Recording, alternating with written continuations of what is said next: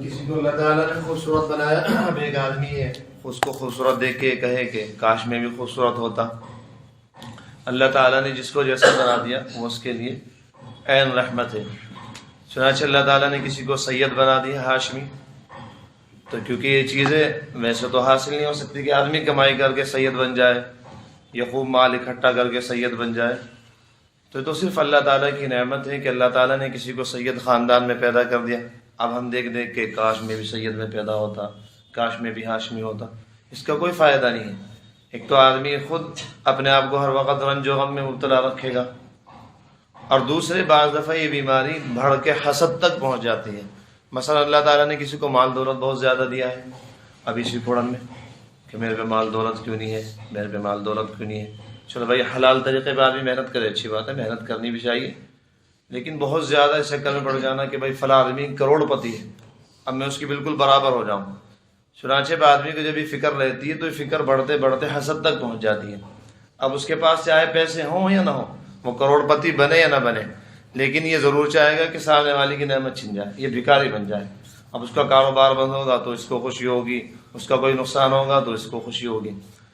چنانچہ پیچھے بتایا تھا اللہ تعالیٰ نے بھائی آپس میں ظلم کر کے مال نہ کھاؤ، ایک دوسرے کو قتل نہ کرو. اب آگے اسی کے سر چشمے کو بند کر رہے ہیں کہ حسد ایسی چیز ہے کہ آدمی اسی کی وجہ سے دوسروں کے مال دولت پر نظر رکھتا ہے. بعض دفعہ آدمی ناجائز طریقے پر حاصل کر لیتا ہے، چوری کر لیتا ہے، تو اللہ تعالیٰ اسی کو فرما رہے ہیں کہ جو فضیلتیں ہم نے دی، بعض فضیلتیں ایسی ہوتی ہیں جو ہمارے اختیار میں نہیں ہوتی. میں نے بتایا نا جیسے سید ہونا ہمارے اختیار میں تھوڑی، اللہ تعالیٰ نے ہمیں جہاں پیدا کر دیا بالکل صحیح ہے. اللہ تعالیٰ نے خوبصورت پیدا کیا تو بھی صحیح، بدصورت پیدا کیا تو بھی صحیح. لیکن بعض کمالات ایسے ہیں اختیار میں ہوتے ہیں، آدمی ان کو محنت کر کے مشقت کر کے حاصل کر سکتا ہے، ان کو حاصل کرنا چاہیے. مثلا کوئی نیک ہے، اللہ والا ہے، اب آدمی خوب اس میں جی جان لگا کے کوشش کرے کہ بھائی میں بھی اللہ والا بن جاؤں. کوئی آدمی روزانہ 1 پارہ پڑھتا ہے تو آدمی اس میں یہ کوشش کرے کہ میں 1.5 پارہ پڑھوں، یہ تو بہت اچھی بات ہے. دینی اعتبار سے ایک دوسرے سے آگے بڑھنے کا تو قرآن میں بھی حکم آیا ہے، فَلْيَتَنَافَسِ الْمُتَنَافِسُونَ، کہ اللہ تعالیٰ دیکھنا چاہتے ہیں کہ تم آپس میں تنافس کس طرح کرتے ہو، کہ دینی اعتبار سے کسی کے اخلاق اچھے ہیں، بہت اعلیٰ اچھی طرح ملتا ہے تمیز تہذیب سے، تو آدمی یہ کوشش کرے کہ بھائی میرے اخلاق تھوڑے ویسے کمزور ہیں تو میں بھی اس طرح، یہ تو اچھی بات ہے، اس طرح ہونا چاہیے. اسی کو فرماتے ہیں کہ جو غیر اختیاری طور پہ ہیں، سید وغیرہ اس طرح خوبصورت ہونا، مرد ہونا. چنانچہ ایسا ہوا کہ بعض عورتیں نبی اکرم صلی اللہ علیہ وسلم کے پاس آئیں، کہنے لگیں کہ مردوں کو تو میراث میں 2 حصہ ملتا ہے دگنا، اور عورتوں کو آدھا ملتا ہے، اور بھی کئی باتیں کی، اور کہنے لگی مرد جہاد کرتے ہیں ان کو جہاد کی فضیلت حاصل ہوتی ہے، کاش ہم بھی مرد ہوتے. وہ عورتیں کہنے لگی ہم بھی مرد ہوتے. تو اس موقع پر یہ آیت نازل ہوئی کہ اللہ تعالیٰ نے جس کو غیر اختیاری جو فضیلت دے دی، یعنی اللہ تعالیٰ کے دینے سے ادا ہو سکتی ہے، اس میں تمنا نہ کرو. وَلَا تَتَمَنَّوْا مَا فَضَّلَ اللَّهُ بِهِ بَعْضَكُمْ عَلَى بَعْضٍ، اور جن چیزوں میں ہم نے تم کو ایک دوسرے پر فوقیت دے دی، کسی کو سید بنا دیا، کسی کو کسی کو خاندان نبوت میں پیدا کر دیا، یہ سب ان کی تمنا نہ کرو، ان کی تمنا نہ کرو، بلکہ نیک اعمال کی کوشش میں لگو، نیک اعمال زیادہ سے زیادہ کرو. کیوں؟ کیونکہ جو نیک آدمی نیک اعمال کرے گا، اسی کو فرماتے ہیں لِلرِّجَالِ نَصِيبٌ مِّمَّا اكْتَسَبُوا، مرد جو کمائی کریں گے ان کو اس میں سے حصہ ملے گا. وَلِلنِّسَاءِ نَصِيبٌ مِّمَّا اكْتَسَبْنَ، اور عورتیں جو کمائی کریں گی ان کو اس میں سے حصہ ملے گا. یہ حسد بہت بری بیماری ہے، اللہ تعالیٰ ہم سب کی حفاظت فرمائے. یہ تو حدیث شریف میں آیا ہے الحسد یأکل الحسنات کما تأکل النار الحطب، کہ حسد نیکیوں کو اس طرح کھا جاتا ہے جیسے آگ لکڑیوں کو کھا جاتی ہے. آدمی اگر کسی سے دوسرے سے حسد کرتا ہے تو اس کی نیکی اس طرح برباد ہو جاتی ہیں. حسد کے معنی یہ ہے کہ کسی کی نعمت کو دیکھ کے آدمی کا کڑنا. ایک تو رشک ہوتا ہے، بھائی چلو بھائی اللہ تعالیٰ نے اسے دیا ہمیں بھی دے دے، اللہ تعالیٰ ہمیں بھی دے دے، تو اس میں تو کوئی حرج نہیں. ایک ہے حسد کہ مجھے ملے یا نہ ملے اس پہ سے نعمت ظاہر ہو. نبی اکرم صلی اللہ علیہ وسلم نے فرمایا یہ نیکیوں کو اس طرح ختم کر دیتی ہے جس طرح آگ لکڑیوں کو. حضرت مولانا شاہ محمد احمد صاحب فرماتے ہیں حسد کی آگ میں کیوں جل رہے ہو، جہنم کی طرف کیوں چل رہے ہو، خدا کے فیصلے سے ہو ناراض، کفے افسوس کیوں مل رہے ہو. حسد کی آگ میں کیوں جل رہے ہو، حاسد ہر وقت دنیا ہی میں اس کے لیے جہنم ہے، ہر وقت آپ حسد کرنے والوں کو دیکھیں، ہر وقت جہنم میں، اتنا بڑا اللہ تعالیٰ کا عذاب ہے، اللہ ہم سب کی حفاظت فرمائے۔ ہر وقت ایسا آدمی پریشان رہتا ہے، حسد کی آگ میں کیوں جل رہے ہو، جہنم کی طرف کیوں چل رہے ہو۔ حدیث شریف میں یہ حضرت مولانا شاہ محمد احمد صاحب اسی کو فرما رہے اپنے اشعار میں، خدا کے فیصلے سے ہو ناراض، کفے افسوس کیوں مل رہے ہو۔ چنانچہ آگے فرماتے ہیں وَصَلُ اللَّهَ مِن فَضْلِ، اللہ سے اس کا فضل مانگو۔ مال دیکھ کے مال مانگنا یہ کوئی اور چیز نہیں، اللہ تعالیٰ کا فضل مانگو، کیونکہ ہر آدمی کے لیے اللہ تعالیٰ کے فضل کی صورت الگ ہوتی ہے۔ ایک آدمی مالدار ہے، اللہ تعالیٰ نے اس کو مال دیا تو اس کے لیے فضل تھا، معلوم تھا، اللہ تعالیٰ کے علم میں تھا، اگر میں اس کو مال نہ دیتا تو یہ اتنے گناہ کرتا، یہ اتنی حرکتیں کرتا، کافر بن جاتا۔ نبی اکرم صلی اللہ علیہ وسلم کا فرمان عالی ہے کاد الفقر ان یکون کفرا، قریب ہے کہ تنگ دستی کفر بن جائے، لہٰذا تنگ دستی سے تو آدمی کو پناہ مانگنی چاہیے۔ اللہ کے نبی کی حدیث ہے اللہم انی اعوذ بک من البؤس والتباؤس، دعا، اے اللہ میں آپ سے پناہ مانگتا ہوں ایسی تنگ دستی سے جو بالکل محتاج کر کے ڈال دے۔ تو چنانچہ ایسے اللہ تعالیٰ اسی لیے مال دیتے ہیں بھائی چھوڑے، کم سے کم کفر سے بچا رہے گا۔ ایک آدمی کو غریب بنایا، اس کے پاس کچھ مال نہیں ہے، اللہ تعالیٰ کے علم میں تھا اگر ہم اس کو مال دیں گے اتنی سرکشی کرے گا، اتنے گناہ کرے گا رات دن کہ کفر کے قریب ہو جائے گا۔ تم وَاسْأَلُوا اللَّهَ مِن فَضْلِهِ، اللہ سے اس کا فضل مانگو۔ اب فضل ہر آدمی کے لیے الگ صورت میں ہوتا ہے، اللہ نے کسی کو حلال طریقے پہ مال، اب یہ نہیں بھائی سمجھ جانی تفصیل سے بات کر دوں، اب یہ نہیں کسی کے حرام طریقے سے مال کمایا تو وَاسْأَلُوا اللَّهَ مِن فَضْلِهِ میرے لیے اللہ کا فضل ہے، حلال طریقے سے مال دیا وہ اس کے لیے فضل ہے، کسی کو مال نہیں دیا وہ اس کے لیے فضل ہے، کسی کو خوبصورت بنایا اللہ تعالیٰ کا فضل ہے، معلوم تھا کہ اگر اس کو بدصورت بنا دیتے ناشکری کے کلمات کرتا، وہ اس کو اللہ تعالیٰ کا حق ادا کرنا چاہیے اور اللہ تعالیٰ کا شکر ادا کرنا چاہیے اور زیادہ اپنی جوانی کو محفوظ رکھ کر چلنا چاہیے۔ اسی لیے نبی اکرم صلی اللہ علیہ وسلم نے فرمایا دعا ہے اللہم انی اسألک الصحۃ والعفہ، اے اللہ میں آپ سے صحت مانگتا ہوں اور پاک دامنی۔ حضرات محدثین فرماتے ہیں لمبی دعا ہے اللہم انی اسألک الصحۃ والعفہ والامان وحسن الخلق والرضا بالقدر، یہ دعا ہے۔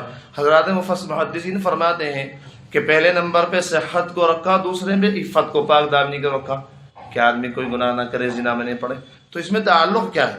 صحت کے بعد امانت آ جاتا، رضا بالقدر آ جاتا، یہی مانگا کیوں اللہ کے نبی نے اللہم انی اسألک الصحۃ والعفہ۔ تو حضرات محدثین فرماتے ہیں یہ علماء یہاں سے پتہ لگے گا محدثین کسے کہتے ہیں۔ اب کیسے سمجھ میں آئے گی حدیث؟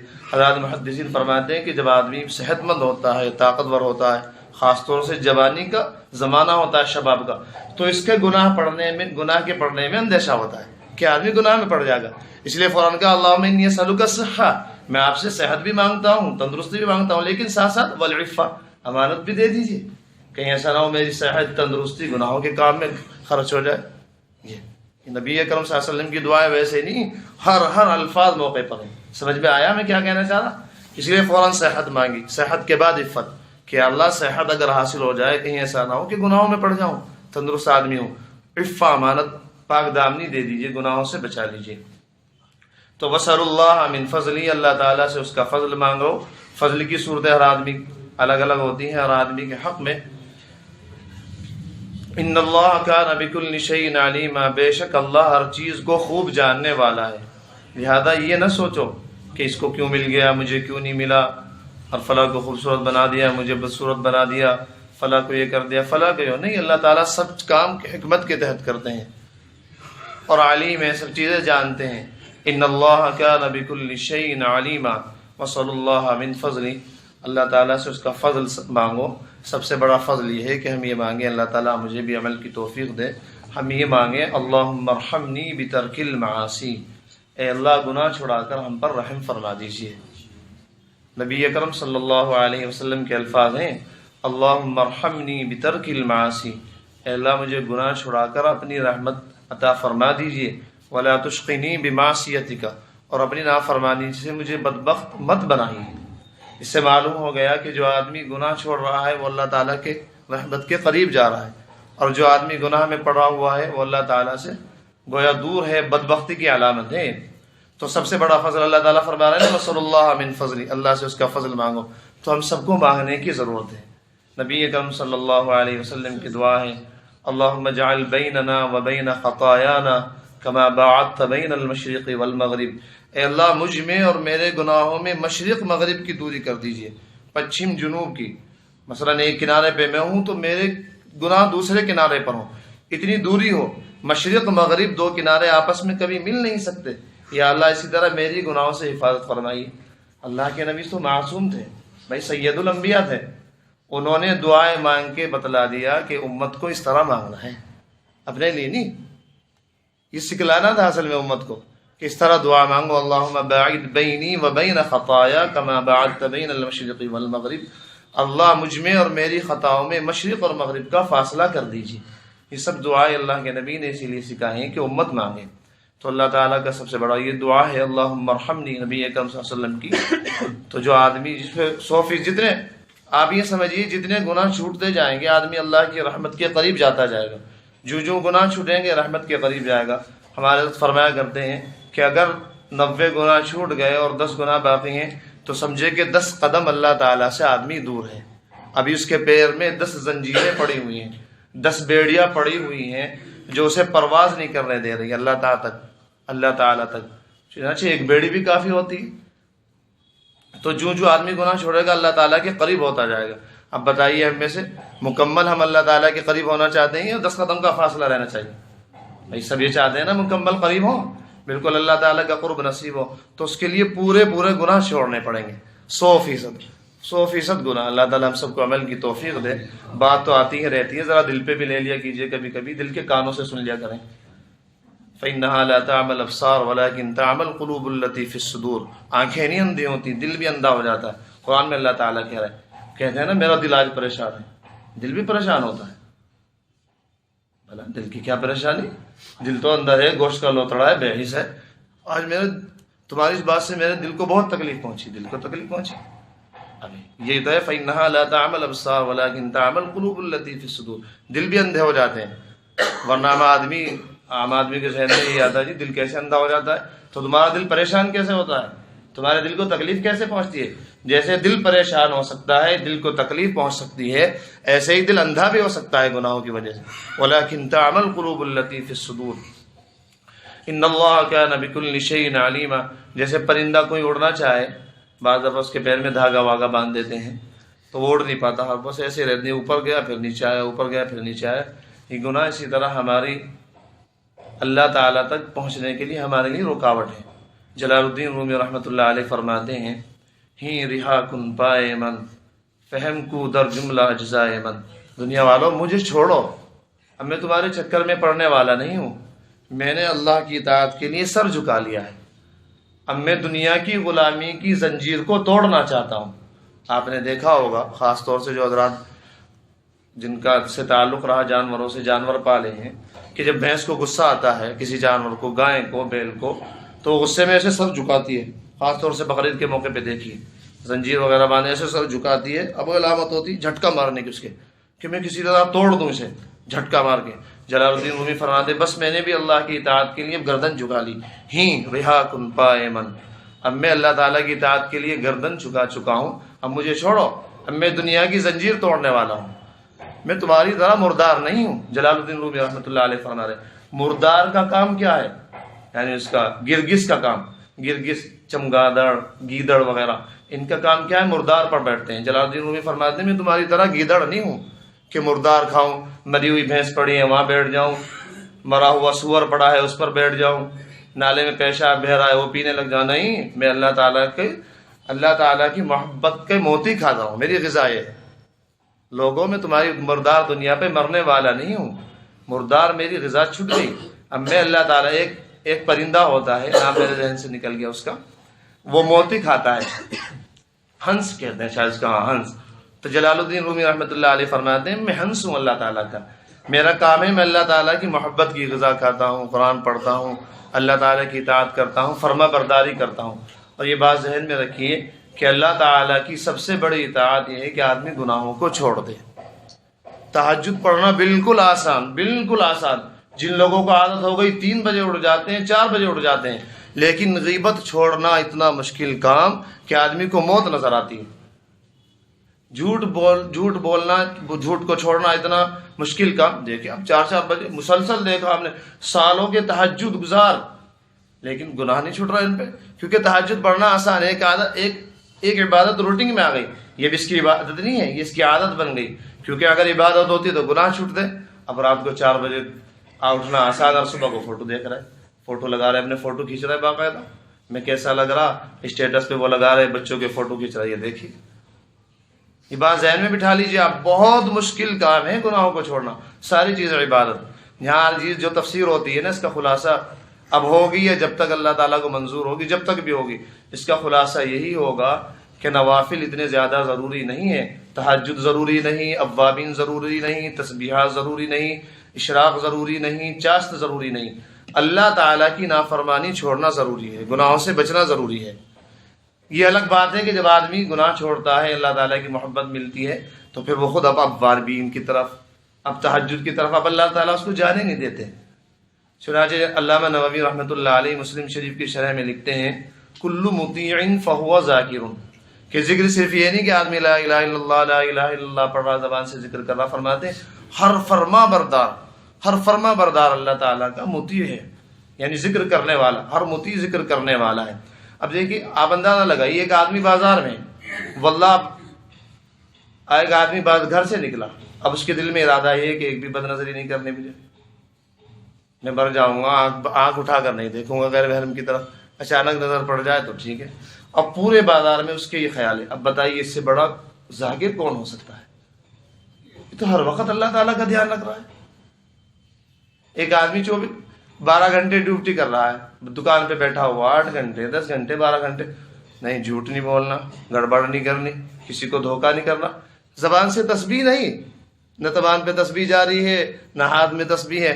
وہ ہمارے حضرت کے بارے میں ان کے حضرت کے خاص خلیفہ حضرت میر صاحب لقبتہ، ان کا نام تھا عشرت جمیل، حضرت کے بارے میں فرماتے ہیں، عارف باللہ شیخ العرب والعجم حضرت مولانا شاہ کی مختر صاحب کے، کہ ہر وقت تیرے دل میں جلوہ جانا دیکھوں، گرچہ تیرے ہاتھ میں تسبیح ہے 100 دانہ نہیں، یعنی 100 دانوں والی تسبیح نہیں ہے آپ کے ہاتھ میں، لیکن ہر وقت آپ کے دل میں اللہ تعالیٰ کی محبت۔ اب ایک آدمی ہر وقت ہی بھی کاروبار میں جھوٹ نہیں بولنا، اللہ تعالیٰ ناراض ہو جائیں گے، بتائیے اس سے بڑا ذاکر کون ہو سکتا ہے؟ آپ ذکر کس کو سمجھتے ہیں کہ تسبیح پڑھے جائیں اور بد نظری کرے جائیں، تسبیح پڑھے جائیں اور جھوٹ بولے جائیں، تسبیح پڑھے جائیں اور دھوکہ دیتے جائیں، تسبیح پڑھے جائیں اور پردہ نہ کریں، اس کو ذکر تھوڑے کہتے ہیں۔ وہ الگ بات ہے، اس کا بھی اجر ملے گا، اجر سے انکار نہیں ہے، اجر ملے گا، لیکن مکمل فائدہ کب ہوگا؟ جب یہ ہوگا آدمی کے گناہوں سے بچے، تقوی اختیار کرے۔ یہ سب اللہ تعالیٰ کا قرآن میں جو اصل مقصد محور ہے کہ آدمی پورا قرآن میں بعض جگہ اللہ تعالیٰ کے بعض حضرات انبیاء علیہ السلام کے قصے بتائے پھر سب، لیکن اب آپ دیکھیں گے جن حضرات کی تفسیر پہ گہری نظر ہے، یا تفسیر غور سے سنتے ہیں، یا قرآن پہ گہری نظر ہے، وہ دیکھیں گے کہ اللہ تعالیٰ شروع میں یا آخر میں چند آیتوں کے بعد کہہ دیتے ہیں واتقوا اللہ، اللہ سے ڈرو، ان اللہ کان علیما حکیما، اللہ جاننے والے ہیں، باخبر ہیں۔ اللہ تعالیٰ یعلم خائنۃ الاعین وما تخفی الصدور، اللہ تعالیٰ تمہاری نگاہوں کو دیکھ رہے ہیں، تمہارے سینوں کو دیکھ رہے ہیں، سینوں کے بھید کو جان رہے ہیں۔ تو اصل مقصد منشا یہ ہے کہ ہر 3 آیتوں کے بعد کہہ دیتے ہیں مجھ سے ڈرو، آخرت سے ڈرو۔ ڈرانا ہی تو مقصد ہے، صرف تفسیر تو مقصد تھوڑی ہے کہ میں تفسیر کروں یا آپ تفسیر میں آ کے بیٹھ جائیں۔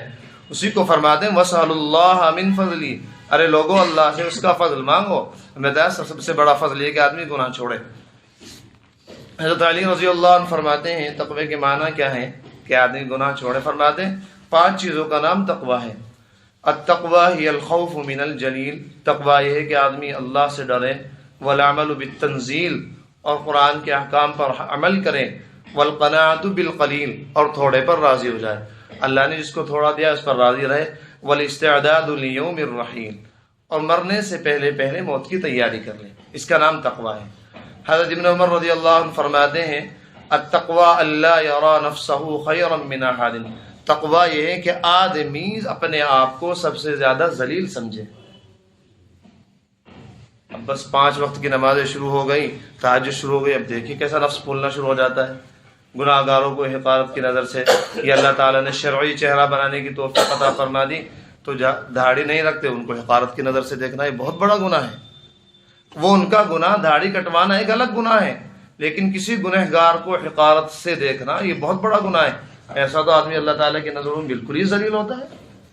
تو اسی کو فرما دے التقوی اللہ یرا نفسہ خیرا من احد، تقوی یہ ہے کہ آدمی اپنے آپ کو سب سے کمتر سمجھے۔ چنانچہ حضرت تھانوی کی تو بات ہی کیا تھی، خیر مجدد الملت تھے وہ تو، حضرت نبی اکرم صلی اللہ علیہ وسلم سے لے کے اب تک، یعنی آپ کے زمانے کے بعد صحابہ کے بعد سے اب تک ایسا کوئی مجدد نہیں گزرا جس کا کام شریعت کے ہر شعبے پر حاوی ہو، سوائے تھانوی رحمۃ اللہ علیہ کے، حکیم الامت مجدد الملت محی السنت الظاہرۃ والباطنہ شیخ المشائخ عارف باللہ حضرت مولانا شاہ اشرف علی تھانوی۔ ہر شعبے پر آپ کو حضرت کا کام ملے گا، مسائل پر کام ملے گا، امداد الفتاوی، بہشتی زیور، ہر شعبے پر 1400 تقریباً 1300 کچھ کتابیں ہیں، نہ اتنا بڑا مصنف یعنی کتابیں لکھنے والا آج تک گزرا۔ نبی اکرم صلی اللہ علیہ وسلم سے لے کے اب تک تاریخ اسلام میں اتنا بڑا مصنف نہیں گزرا، اس لیے حضرت تھانوی کی باتیں ہضم نہیں ہوتی لوگوں کو۔ حضرت نے خود فرمایا کہ میں نے تصوف کو یعنی اللہ کی لائن کو بالکل صاف ظاہر کر کے رکھ دیا ہے، اب کسی ڈھکوسلے باز کی مجال نہیں کہ وہ اللہ کے راستے میں اشتباہ پیدا کر دے۔ صرف ذکر تسبیحات حضرت کے یہاں کچھ نہیں ہوتی تھی کہ نہیں ذکر ابھی کچھ نہیں، آؤ اصلاح کرواؤ، یہاں کیا کیا عیب ہے تمہارے اندر انہیں ختم کرواؤ، تمہارے اندر بخل ہے، تکبر ہے، اپنے آپ کو بڑا سمجھتے ہو۔ حدیث شریف میں آیا کہ جو آدمی جس آدمی کے دل میں ذرہ برابر مثقال ذرۃ حب ایک دانہ رائی کے دانے کے برابر تکبر ہوگا، اپنے آپ کو بڑا سمجھے گا، جنت کی خوشبو تک نہیں سونگے گا۔ اب ایسے ذکر سے کیا فائدہ؟ اندر تکبر ہے، آدمی اپنے آپ کو بڑا سمجھ رہا ہے کہ میں تسبیح پڑھ رہا، دوسرا تسبیح نہیں پڑھ رہا۔ تو حضرت ایک دفعہ حضرت مفتی شفیع صاحب موجود تھے جنہوں نے معارف القرآن لکھا، تو حضرت سے کہنے لگے حضرت میرا حال تو یہ ہے کہ جب آپ کی مجلس میں بیٹھا ہوں تو سب سے کمتر اپنے آپ کو سمجھتا ہوں۔ حضرت نے عجیب جواب دیا، مفتی صاحب اللہ کی قسم میرا حال بھی یہ ہے کہ میں اس مجلس میں سب کو اپنے سے زیادہ افضل سمجھتا ہوں۔ یہ ایک وقت کا شیخ جس کے لاکھوں مریدین اس وقت موجود ہوں کہہ رہے ہیں کہ میرا حال یہ ہے کہ میں اس وقت اپنے آپ کو سب سے گرا ہوا سمجھتا ہوں۔ اور حضرت کا تو عجیب جملہ ہے، فرمایا کرتے ہیں کہ جو آدمی تکبر کی بیماری سے نجات پانا چاہے اپنے آپ کو بڑا سمجھنے سے، تو ایک جملہ کہہ لیا کرے صبح شام، یہ کہا کرے یا اللہ میں تمام مخلوق سے بدتر ہوں فی الحال، تمام مسلمانوں سے بدتر ہوں فی الحال۔ جتنے بھی مسلمان ہیں چاہے اس کی عمر اب تک 80 سال آ گئی، اس نے ایک سجدہ نہیں کیا لیکن کلمہ پڑھ رکھا ہے، اس سے بھی بدتر ہوں۔ اللہ تعالیٰ سے کہے، زبان سے کہے یا اللہ میں تمام مسلمانوں سے بدتر ہوں فی الحال موجودہ شکل میں، اور تمام مخلوق سے کتا سور خنزیر سب سے بدتر ہوں فی المال، آخرت کے اعتبار سے، کہ اگر خدا نہ خواستہ ہے میرا خاتمہ ایمان پر نہ ہوا تو مجھ سے تو بہتر سور رہے گا، اس سے حساب تھوڑی ہوگا۔ اگر میرا خاتمہ ایمان پر نہ ہوا تو کتا مجھ سے بہتر ہے۔ تو حضرت نے فرمایا کہ امید کرتا ہوں جو آدمی دن میں 1-2 دفعہ یہ جملہ کہہ لیا کرے اللہ کو حاضر ناظر جان کر کہ یا اللہ میں تمام مسلمانوں سے بدتر ہوں فی الحال مسلمانوں سے، کافروں سے فی الحال بدتر نہیں، اللہ تعالیٰ نے ایمان کی نعمت دی اس لیے کافروں سے بدتر نہیں ہے فی الحال، فی المعال آگے چل کر شاید اگر ہمارا خاتمہ علیہ باللہ خراب ہوا تو پھر تو باقی سور خنزیر سے بھی بدتر ہی ہوں گے یہ حضرت۔ تو حضرت نے فرمایا کہ میرا حال بھی ہے کہ مفتی صاحب اسی کو فرماتے ہیں حضرت ابن عمر رضی اللہ عنہ التقوی اللہ یرا نفسہ خیرا من احد، اپنے آپ کو کسی سے بہتر نہ سمجھو۔ بعض علماء فرماتے ہیں تقوی کیا چیز ہے، فرماتے ہیں المتقی من اذا قال قال للہ، اذا سکت سکت للہ، اذا ذکر ذکر للہ۔ متقی آدمی وہ ہے جب بولے تو اللہ کے لیے بولے، جہاں بھی بولنے کا موقع ہو، بیان کرے تو اللہ کے لیے، تفسیر کرے تو اللہ کے لیے، کسی کی مدد کرے تو اللہ کے لیے، بیچ میں بیچ میں گھس کے بیچ پہ بچاؤ کرے، آپس کی لڑائی کو چھڑوا۔ یہ نہیں کہ لوگ کیا کہیں گے کہ اس نے آ کے بیچ میں حکم بن کے لڑائی چھڑوا دی، فتنہ فساد ختم کروا دی ورنہ سر پھوٹ جاتے، نہیں، اللہ کے لیے کروائے۔ من قال اذا قال للہ، اللہ کے لیے، اذا سکت چپ ہو تو اللہ کے لیے، کہ نہیں اب چپ ہو کے بیٹھ گئے لوگ بہت بڑا اللہ والا سمجھیں گے تو بہت خاموش رہتے ہیں، بھائی گردن جھکائے بیٹھے ہوئے ہیں، اگر دل میں نیت پھر تو بیکار ہے۔ اذا سکت سکت للہ، اذا ذکر ذکر للہ، اب لا الہ الا اللہ تو یہ بھی اللہ کے لیے۔ بعض علماء فرماتے ہیں تقویٰ یہ چیز یہ ہے کہ ان تزین سرک للحق کما تزین علانیتک للخلق۔ دیکھیے آج جمعے کے دن کس طرح ماشاءاللہ ہم سب بن سور کے آتے ہیں۔ فرماتے ہیں ان تزین سرک للحق، تم اپنے باطن کو اسی طرح سجاؤ جیسے اپنے ظاہر کو مخلوق کے لیے سجاتے ہو، یہ ہے تقویٰ۔ اللہ کے لیے اپنے باطن کو، دل کی بیماریاں، حسد، کینہ، بغض، عداوت، تمام گناہ چھوڑو، اسی طرح سمجھاؤ۔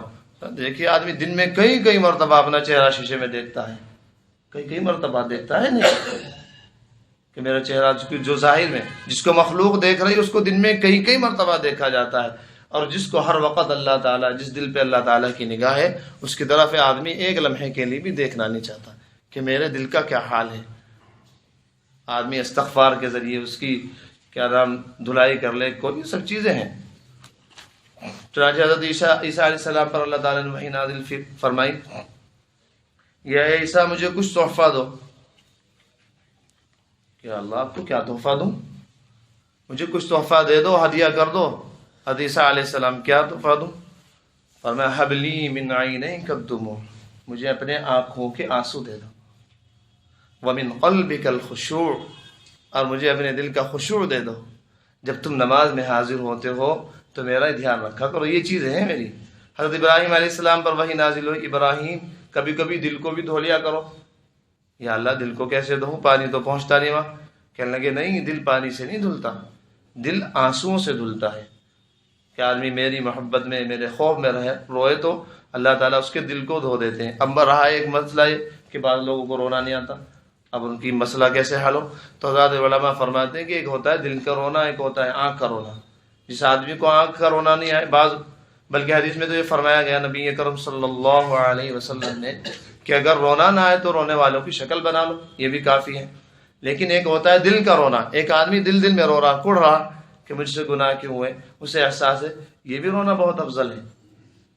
جلال الدین رومی رحمۃ اللہ علیہ نے ہمارے فرمایا کرتے ہیں پوری دنیا میں 2 لوگوں کو مبارکباد دی ہے، پوری دنیا کو میں بتایا کہ صرف 2 لوگ قابل مبارک ہیں جن کو مبارکباد دیتا ہوں۔ اے خوشا چشمے کے گریان اوست، ایک تو آنکھیں جو اللہ کے لیے رو رہی ہیں۔ اے ہمایوں دل کے بریان اوست، ایک وہ دل جو اللہ کی محبت میں تڑپ رہا ہے۔ جلال الدین رومی رحمۃ اللہ علیہ فرماتے ہیں کہ یہ 2 ایسی چیزیں ہیں، 2 ایسے آدمی ہیں کہ میں ان کو مبارکباد دیتا ہوں پوری دنیا میں۔ اور واقعی یہ تو اللہ تعالیٰ کا فضل ہے، اللہ تعالیٰ کا کرم ہے، بہت بڑا احسان ہے، ورنہ ہم اس قابل کہاں تھے۔ اب بتائیے گناہوں کو چھوڑنا گویا اللہ تعالیٰ سے دوستی کرنا ہے نا۔ فرما رہے جگہ جگہ فرما رہے واتقوا اللہ واتقوا اللہ، ہم سے ڈرو، گناہ چھوڑو، تو گویا اپنی دوستی کی طرف بلا رہے ہیں، ورنہ ہم اس قابل تھے کہ اللہ تعالیٰ ہم سے دوستی کرتے۔ اللہ اکبر۔ اور دوستی کرنا صرف یہ نہیں کہ سنت، فرض ہے دوستی کرنا ہم سے۔ ساری عمر سجدے میں پڑے رہے تو بھی حق نہیں ادا ہو سکتا۔ فرما رہے کہ نہیں، ہم سے پیٹ موڑ کے ہم تمہیں جانے نہیں دیں گے۔ تم کیا سوچتے ہو کہ تم چلے جاؤ گے؟ نہیں، ہم سے دوستی کرنا فرض ہے، تمہارے اختیار میں نہیں کہ دوستی کرو گے، نہیں، دوستی کرنا فرض ہے۔ ہم نے تم پر تقویٰ فرض کر دیا، گناہ چھوڑنا فرض کر دیا، اب گناہ چھوڑو گے تو ہمارے پاس آؤ گے۔ یہ جس ذات نے ہمیں پیدا کیا، سب کچھ جانتے تھے، حیض کے قطرے سے بنے، منی کے قطرے سے بنے، اس کو اپنا دوست کہہ رہے ہیں۔ واتقوا اللہ، اللہ سے ڈرو، لعلکم ترحمون، تاکہ تم پر رحم ہو جائے، تم ہمارے دوست بن جاؤ۔ اور بغیر ایک یہ تو اللہ تعالیٰ کی دوستی کا انعام ہے، اور ظاہر بات یہ ہے کہ آدمی اگر گناہ نہ چھوڑے تو اسے دنیا میں بھی سکون نہیں مل سکتا، کبھی سکون سے نہیں رہے گا۔ بھلا ایک آدمی، اللہ تعالیٰ نے ہمارے فرمایا کرتے ہیں کہ اللہ تعالیٰ نے ماں کے پیٹ میں دل پیدا کیا، اور اللہ تعالیٰ کی نافرمانیاں کر کے دل کا سکون حاصل کرنا چاہے آدمی، کیسی بے وقوفی کی علامت ہے۔ اللہ تعالیٰ جو طاقت دیتے ہیں ہمیں کھانے کے ذریعے، روٹی کے ذریعے، اس طاقت کو اللہ کے خلاف استعمال کرنا، کیا اللہ تعالیٰ کے رزق کا یہ حق ہے کہ صبح کو ناشتہ کروا رہے، انڈے دے رہے، مکھن دے رہے، دوپہر کو کھانا، رات کو کھانا، اس کھانے سے جو طاقت آنکھوں میں حاصل ہوئی، قوت دیدنی، اس کو بدنگاہی میں استعمال کیا جائے، عورتوں کو دیکھا جائے۔ اور جو زبان میں طاقت ہوئی، حاصل ہوئی، قوت گفتگو بات کرنے کی قوت، اس کو غیبت میں، جھوٹ میں، اور ہاتھوں میں جو قوت حاصل ہوئی، قوت بدشنی، پکڑنے کی، اس کو غیروں کے لیے استعمال کی۔ بتائیے اس آدمی سے زیادہ بڑا بے وفا کون ہو سکتا ہے؟ بے غیرت اور کمینہ کون ہو سکتا ہے؟ ہم لوگ اس وقت اللہ ماشاء اللہ کمینے پن کی انتہا پر ہیں، بے غیرتی کی انتہا پر ہیں۔ جس ذات نے ہمیں سب کچھ دیا، اگر ہمیں اللہ تعالیٰ مادرزاد اندھا پیدا کر دیتا تو بتائیے دنیا میں کوئی ہمیں آنکھیں دے سکتا تھا؟ اگر اللہ ہمیں ماں کے پیٹ میں ایک بغیر ہاتھ کے پیدا کر دیتا یا دونوں ہاتھ نہ ہوتے، بتائیے پوری دنیا کی سائنس مل کے دونوں ہاتھ پیدا نہیں کر سکتے۔ اللہ تعالیٰ کی نعمتوں کا یہ حق ہے۔ غیرت پیدا کیجیے، اللہ کے لیے مر مٹنے کا جذبہ پیدا کیجیے۔ جلال الدین رومی رحمۃ اللہ علیہ فرماتے ہیں، کاش کے مادر نزادے مرمرا، کاش مجھے میری ماں نے جنا ہی نہ ہوتا کہ مجھ سے گناہ کیوں ہو گیا، کاش کے شیر نخرد در چلا، کاش مجھے کوئی شیر کھا لیتا اس سے پہلے کہ مجھ سے کوئی گناہ ہوتا۔ یہ جلال الدین رومی رحمۃ اللہ علیہ۔ اور ایک جگہ تو بڑے جوش میں آگے فرماتے ہیں، ہر کجا بینی تو خون برخوا کھا، بس یقینی دا کیا چشمے میں۔ میرا حال تو یہ ہے دنیا والوں، میں اللہ کی محبت میں خون کا آنسو رونا چاہتا ہوں۔ تم مرنے سڑنے گلنے والی لیلاؤں کے چکر میں راتوں کو جاگتے رہو، کچھ بھی کرتے رہو۔ جلال الدین رومی رحمۃ اللہ علیہ فرماتے ہیں، میرا حال تو یہ ہے کہ میں اللہ تعالیٰ کی محبت میں خون کے آنسو رونا چاہتا ہوں۔ اور فرماتے ہیں، ہر کجا بینی تو خون پر خاک کھا، بس یقین میداں کے چشمے میں۔ تم جہاں کہیں بھی دیکھو خون گرا ہوا دنیا میں تو سمجھ لینا جلال الدین رومی اللہ کی محبت میں خون کے آنسو رویا ہوگا۔ میرا دل سکون نہیں پاتا ظاہری آنسوؤں سے جب تک میں خون نہ رو لوں۔ اور ایک جگہ فرماتے ہیں اللہ تعالیٰ سے، در مناجاتم بمی خون جگر، اللہ ذرا میں دعا مانگ رہا ہوں، اس دعا میں میرے خون جگر کو تو دیکھ لیجئے۔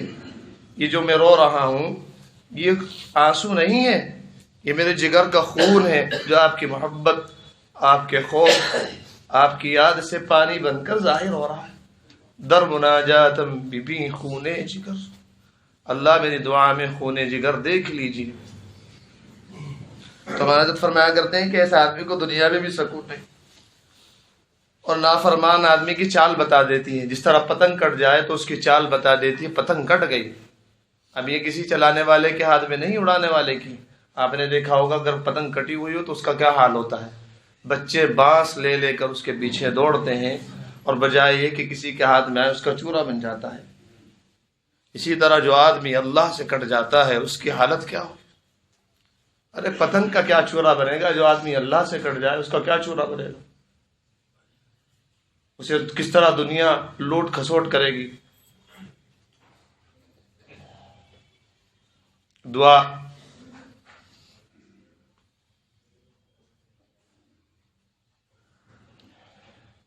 ہونا تو یہ چاہیے تھا کہ نبی اکرم صلی اللہ علیہ وسلم پر ہم لوگ مر مٹتے، ان کی دعاؤں کی برکت ہے آپ لوگ اور میں اس وقت موجود ہوں، ورنہ بہت کم گناہوں پر اللہ تعالیٰ نے خنزیر بنا دیا، بندر بنا دیا، صفحہ ہستی سے مٹا دیا۔ ایک شاعر کہتا ہے، تیری دعاؤں کی بدولت عذاب حق سے بچے ہوئے ہیں ہم، تیرے لب پہ جو امت کے لیے سوال آیا تو کمال آیا۔ آپ جو دعا کر گئے تھے تو اسی کی برکت سے بچے ہوئے۔ ذرا دیکھیے اللہ کی محبت کا مزہ دیکھیے، کب تک ان گلنے سڑنے مرنے والی لاشوں کے پیچھے، دنیا کے پیچھے۔ اس وقت آپ کو کتنی لذت آ رہی ہوگی۔ جو لوگ مطلب ظاہر پوری طور پر میری طرف متوجہ ہیں، ان کو صرف اللہ کی باتوں میں اتنی لذت آ رہی ہے، اگر اللہ کی محبت حاصل کر لی جائے تو اس وقت لذت کا کیا عالم ہو۔ اور یہ الفاظ بھی ان الفاظوں میں جو ایک عام سے آدمی سے ادا ہو رہے ہیں، اور جب آپ کسی حقیقی اللہ والے سے یہ الفاظ سنیں گے اس کی لذت کچھ اور ہوگی، اور جب آپ اس محبت کو حاصل کریں گے تو اس کی لذت کچھ اور ہوگی۔ ایک آدمی کو لاکھ بتایا جائے بھی شامی کباب ایسا ہوتا ہے، شامی کباب ایسا ہوتا ہے، آپ اس کا کوئی تعبیر کر سکتے ہیں؟ نہیں، اس کے بجائے اس کے کہ اس کو سمجھانے کی ضرورت ہے، اس کے منہ میں شامی کباب دے دیجئے، سب سمجھ جائے گا شامی کباب ایسا ہے۔